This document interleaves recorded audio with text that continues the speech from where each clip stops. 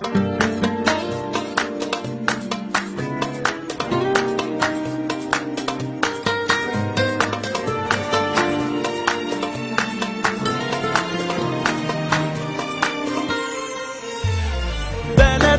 في القلوب متشالة، ومهما تضيق عليها الحالة، ولادنا قدها ورجالة، ما نعرفش الهزار.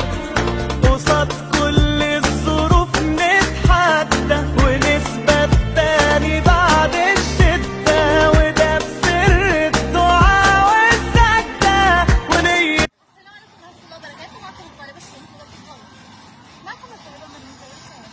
السلام عليكم ورحمة الله وبركاته. معكم الطالبة يارا ممدوح علي، مدرسة تسهيل التعليم الأساسي بإدارة 6 أكتوبر التعليمية في مصر الجديدة. هنتكلم النهارده عن الطاقة الشمسية. يأتي مجمع بإنبال للطاقة الشمسية بصفته أبرز استثمارات مصر في الطاقة المتجددة. ساهم المشروع في دفع 2 مليون طن من انبعاثات ثاني أكسيد الكربون. يضم المشروع 4 محطات رئيسية لنقل الكهرباء. معكم الطالبة الشروق محمود عبد القوي. يعيش أكثر من 800 مليون شخص حول العالم بدون كهرباء، ونصفهم موجود في أفريقيا جنوب الصحراء وحدها. ومع ذلك تعتمد العيادات الصحية على الكهرباء لتبريد الأدوية وتقييم المعدات وتشغيل الأجهزة الطبية المنقذة للحياة. إن مصادر الطاقة المتقطعة أو الغير موثوقة تعرض الأرواح للخطر. ومع ذلك تعتمد العيادات الصحية على الكهرباء لتبريد الأدوية وتقييم المعدات وتشغيل الأجهزة الطبية المنقذة للحياة. إن مصادر الطاقة المتقطعة أو الغير موثوقة تعرض الأرواح للخطر. يقول ديفيد ماسارا الممرض المسؤول في عيادة بوديريرو في زيمبابوي: كان أسوأ شيء هو رؤية مولود حديث الولادة يموت، ولم أستطع فعل أي شيء لأن لم يكن لدينا أي مظلة طاقة.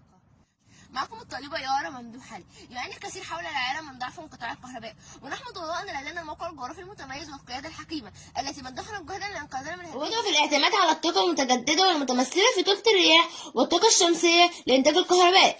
إن استخدام الطاقة الشمسية يتم عن طريق ألواح مخصصة لامتصاص أشعة الشمس وتحويلها إلى طاقة كهربائية وتخزين الفائض منها أو بث الفائض منها على الشبكة القومية للكهرباء. مصر غنية جدا بمصادر الطاقة المتجددة، ولكن لم يتم استخدامها بشكل موسع في المشروعات القومية قبل عام 2014، وهي ضمن أزمة للطاقة في مصر.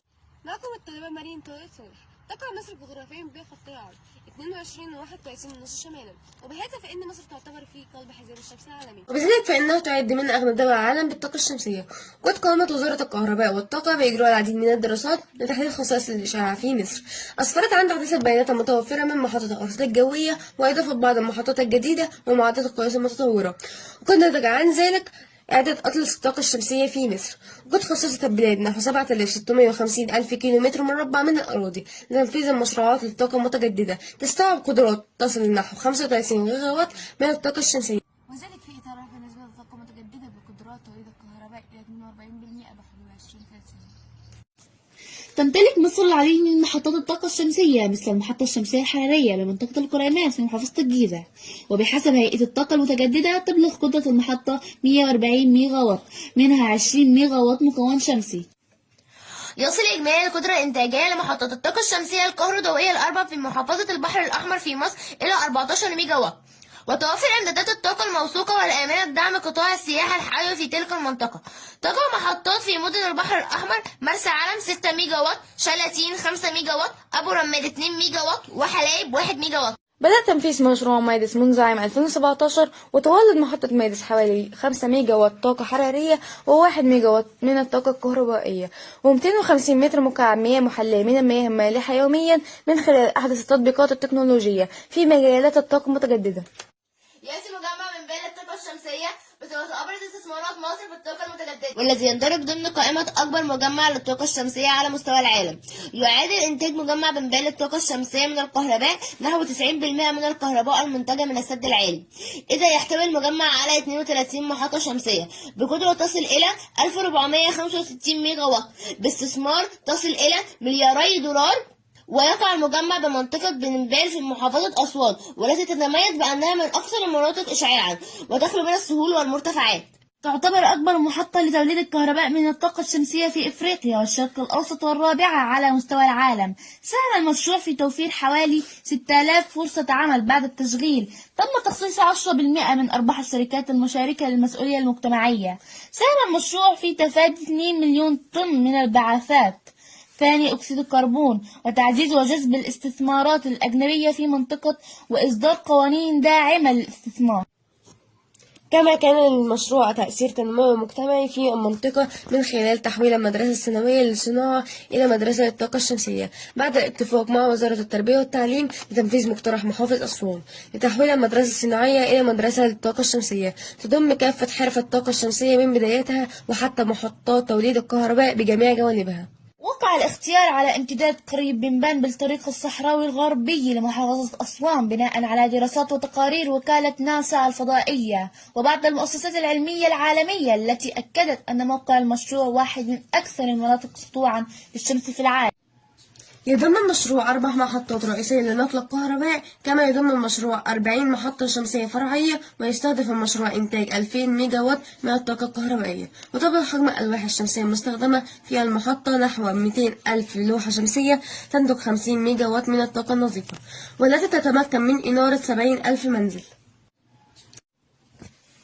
حصل مجمع بنبان للطاقة الشمسية بأسوان على عدد كبير من الإشادات الدولية أبرزها إشادة بيرني ساندرز عضو مجلس الشيوخ الأمريكي الذي قال إن مصر تبني أكبر محطة شمسية في العالم وهو ما يعد ثورة تكنولوجية يحتذى بها في تحقيق نمو اقتصادي يضمن للأجيال القادمة حقها. كما فاز مشروع بنبان بجائزة التميز الحكومي العربي في دورته الأولى 2019-2020 في أفضل مشروع حكومي عربي لتطوير البنية التحتية على مستوى العربي. كما سبق لمشروع بنبان الفوز بجائزتين عالميتين هما جلوبال أوورد عام 2017 وجائزة البنك الدولي عام 2018 كأفضل مشروع.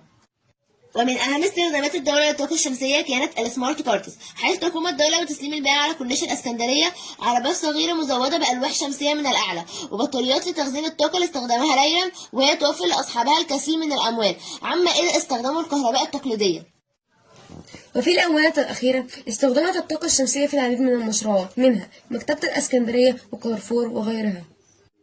وفي نهاية المقال نريد أن نوضح أن الشمس هي مصدر الحياة لنا ولجميع الكائنات الحية لأنها من المصادر النظيفة والمتجددة للحصول على الطاقة.